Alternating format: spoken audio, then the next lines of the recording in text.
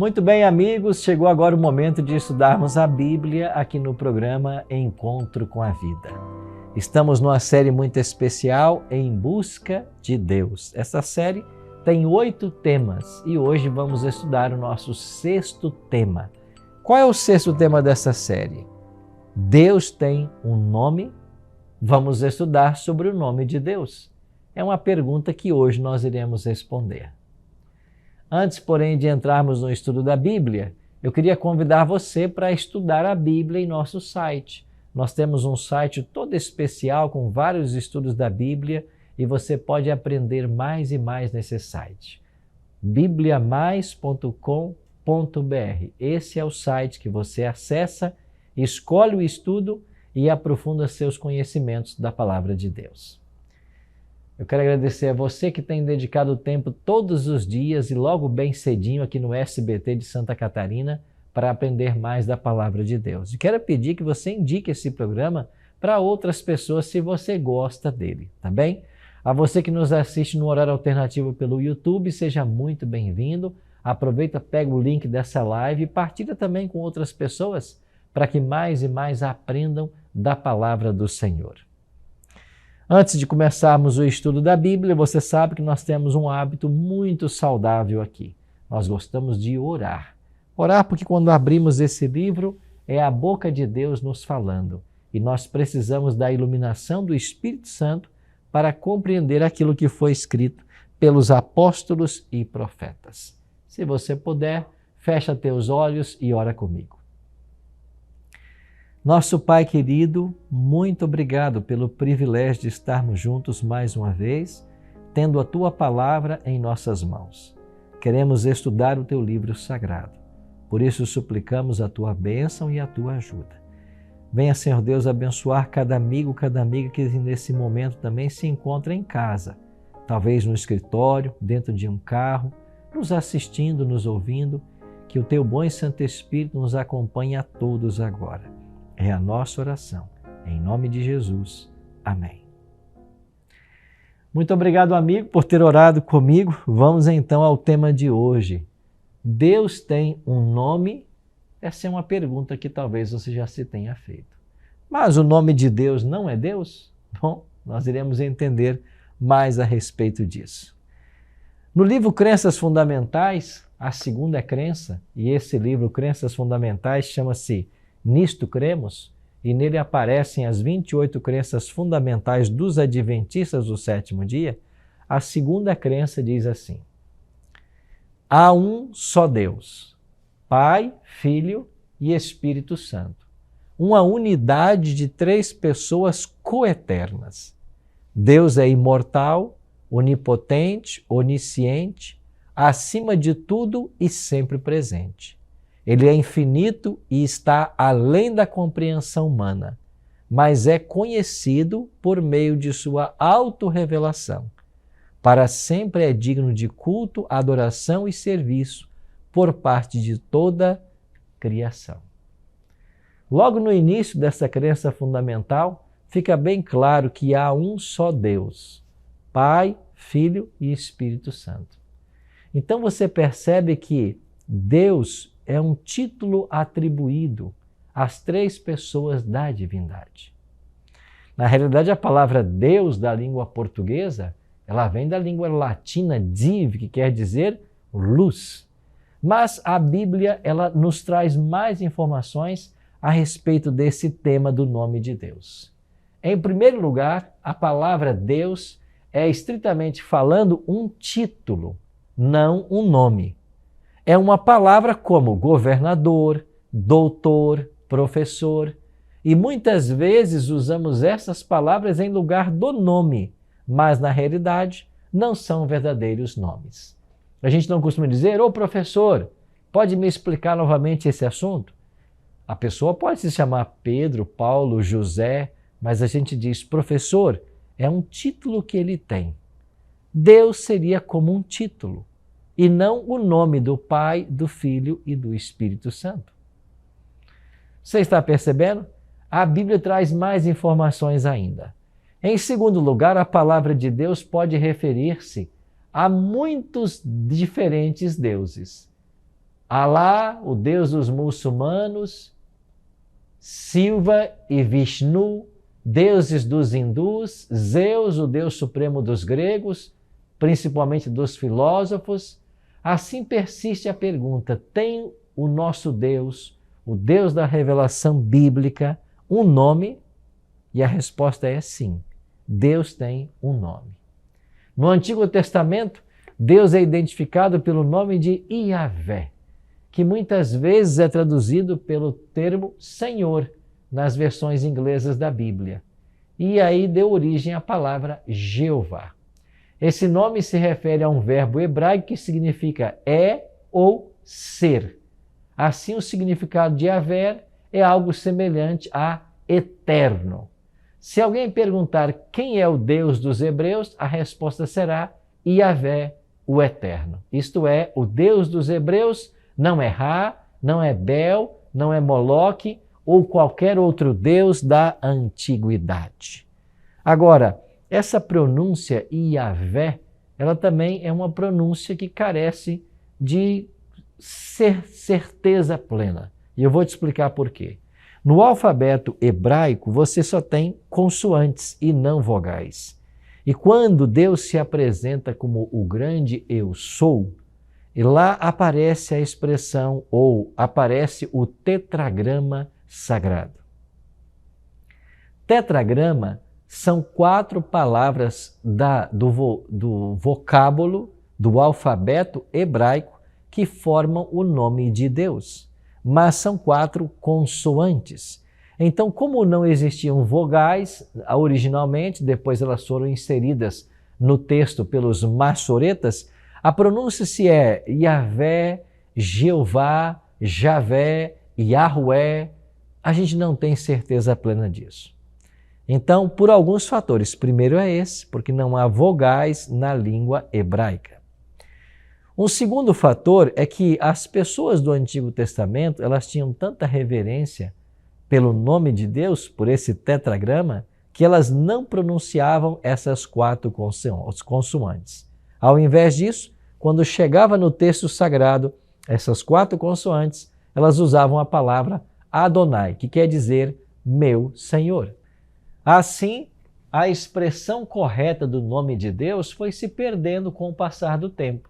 E a gente não sabe exatamente como pronunciar essas 4 letras, essas 4 consoantes do alfabeto hebraico.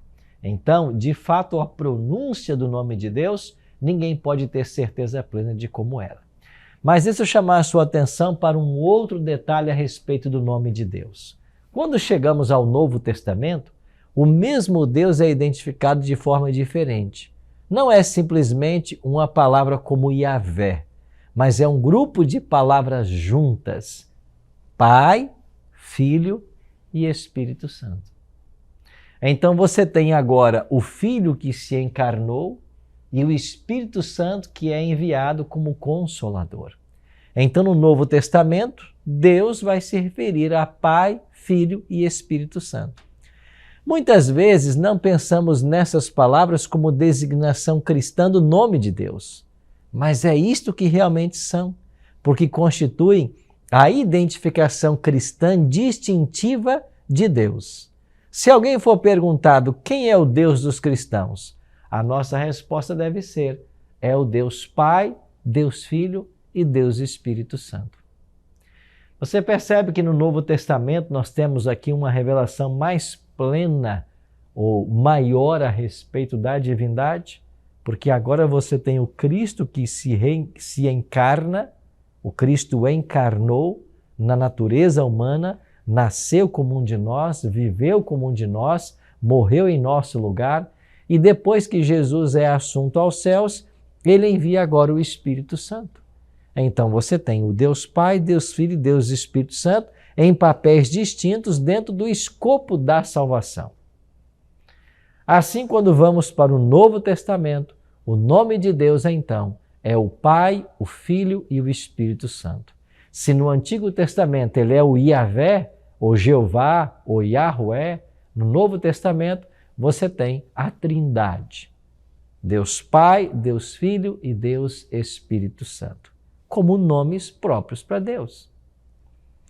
Não é interessante perceber como a Bíblia vai ampliando seus conceitos? Mas esse é um nome incomum. Jesus desafiou seus discípulos para que eles fossem e fizessem discípulos. E em Mateus 28, verso 19, Jesus então dá uma ordem para que os discípulos vão e façam discípulos. E todos aqueles que aceitassem o ser um discípulo de Cristo deveriam ser batizados em nome do Pai, do Filho e do Espírito Santo. Batizados em nome de Deus. Uma das mais familiares bênçãos do Novo Testamento, que está em 2 Coríntios capítulo 13, verso 13, explora também o mesmo fato.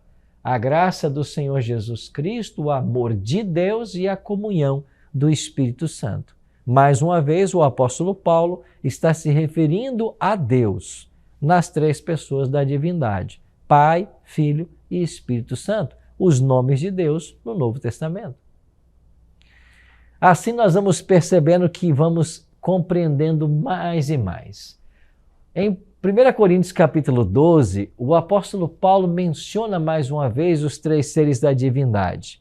O texto diz que fala do Pai, que ele vos conceda que sejais fortalecidos, fala do Espírito e fala que habite também Cristo em vosso coração. Efésios 3, 14 e 17. E 1 Coríntios 12 diz: e nós somos lembrados dos dons diversos, mas o Espírito é o mesmo, também há diversidade nos serviços, mas o Senhor é o mesmo, esse Senhor aqui é uma referência a Jesus Cristo, e há diversidade nas realizações, mas é o mesmo Deus quem opera em tudo. Percebeu mais uma vez? O Pai, o Filho, o Espírito Santo, três seres coeternos. Assim sendo, podemos pensar nessa designação tríplice, Pai, Filho e Espírito Santo, como sendo a nossa designação cristã para o nome de Deus. Certamente não é um nome comum como Maria, José, João.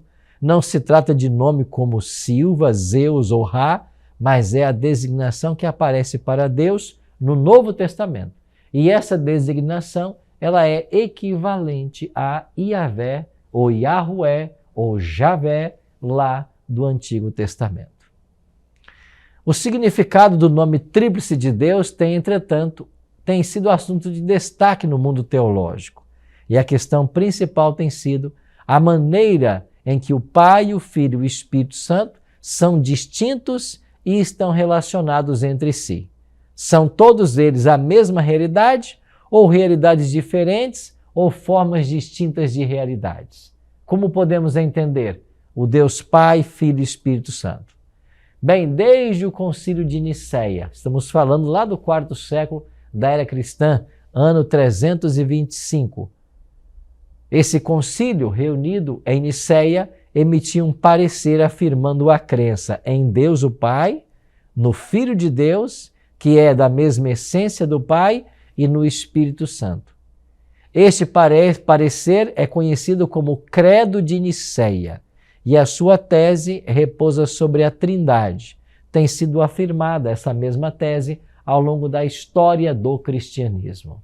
Eles também definiram três hipóstases numa mesma ousia, ou seja, três seres distintos da mesma substância. Isso fala a respeito da igualdade do Pai com o Filho e com o Espírito Santo. De fato, o que a Bíblia ensina é que tudo que o Pai é, o Filho é, o Espírito é. Todos os atributos do Pai são vistos no Filho e são vistos também no Espírito Santo. O assunto é um mistério, porque a gente não pode compreender com nossa mente finita um Deus que é infinito. Nós não podemos compreender com nossa pobre sabedoria um Deus que é onisciente. Mas a Bíblia não nos deixa em trevas. E os textos que temos na Bíblia sobre Deus, sobre a Trindade e a relação que existe entre eles, nos torna claros os propósitos de Deus. Assim, se no Antigo Testamento o nome de Deus é Yahvé, Jeová ou Yahué, no Novo Testamento você tem o Pai, o Filho e o Espírito Santo. A divindade que trabalha em prol da família humana para a sua salvação. Um aspecto interessante ainda do nome é que há muitos anos ou há muito tempo as pessoas pensam que a ideia da Trindade é simplesmente ilógica, já que a própria palavra era uma relíquia do cristianismo medieval, uma vez que a palavra Trindade não aparece na Bíblia. O que a gente tem que entender é que há vários conceitos bíblicos que também não aparecem na Bíblia. Nós falamos do momento em que a porta da graça vai se fechar, ou seja, do momento em que não mais haverá oportunidade de salvação, mas não existe na Bíblia essa expressão, o fechamento da porta da graça. Nós falamos, por exemplo, da glorificação que vai acontecer quando Jesus voltar e os corpos corruptíveis se transformarão em incorruptíveis, mas não existe na Bíblia o evento da glorificação, essa terminologia. Assim também, ainda que a palavra Trindade não apareça na Bíblia, o conceito é plenamente bíblico. Porque em Jesus Cristo, isto é, Jesus, o Messias, Deus se tornou humano, Deus se fez carne e habitou entre nós, de forma concreta e visível. Todavia, agora falando um pouco do Filho, Deus Filho, Deus é mais que o Filho. Por essa razão, o nome de Jesus não é o nome completo de Deus. Devemos falar de Deus também em termos do Pai e Espírito Santo. Porque a realidade de Deus não está limitada à realidade da pessoa que nasceu em Belém e cresceu em Nazaré e pregou o evangelho do reino na Galiléia e na Judéia, morreu numa cruz romana do lado de fora de Jerusalém. Então, falar de Jesus não é falar do Deus Filho, não é falar apenas de Jesus no momento que ele viveu aqui na terra. Falar do Deus Filho é falar da sua eternidade, porque o Deus Filho é eterno, ele não tem um princípio, ele não foi criado em algum momento da história. Então, falar do Filho apenas como Jesus, o Deus encarnado, é limitar a história do Deus Filho, uma vez que ele é eterno como o Pai e sempre existiu. O mesmo acontece também com o Espírito Santo. Deus é o Filho, o Pai e o Espírito Santo. Isso significa que, além de ser o Criador, o originador, o mantenedor e o soberano, todo o universo está diretamente presente conosco. Então, falar de Deus Pai, Deus Filho e Deus Espírito é falarmos de três seres que partilham dos mesmos atributos. O Filho, o Pai e o Espírito Santo são distintos entre si.